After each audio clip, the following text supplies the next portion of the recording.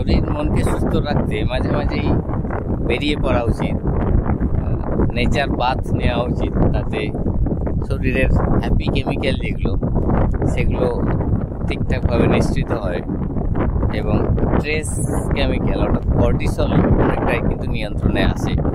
তো আজকে আমরা এরকম একটা খুব সুন্দর জায়গায় এসেছি।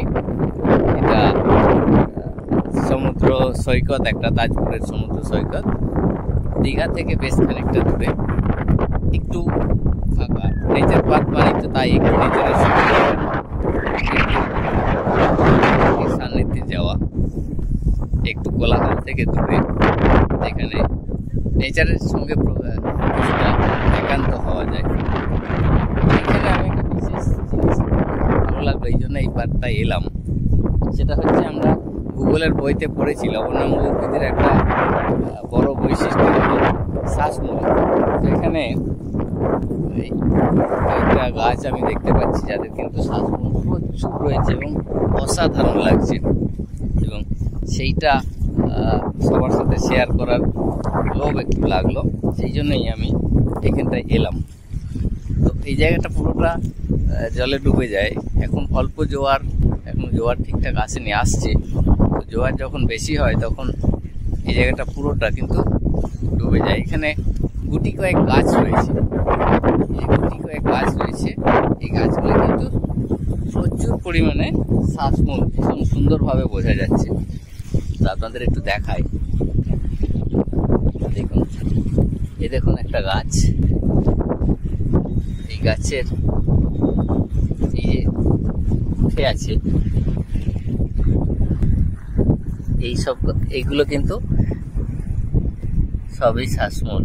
এই দেখুন, এগুলো সবই শ্বাসমূল।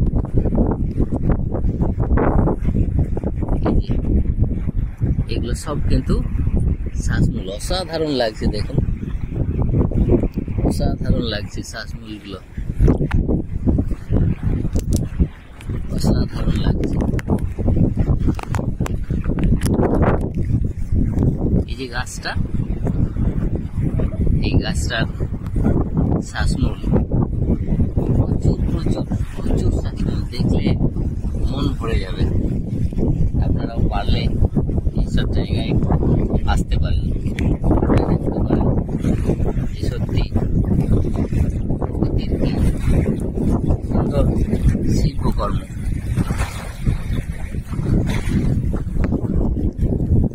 এই যে সব এগুলো কিন্তু সব শ্বাসমূল, বুঝতে পারছেন? আর একটা জিনিস দেখুন কি সুন্দর, এই যে এগুলো সব সামুদ্রিক বিভিন্ন কীটের দেহাবশেষ। আমরা যেমন প্রবালের ক্ষেত্রে দেখি যে প্রবাল কীট তার দেহ জমা হয়ে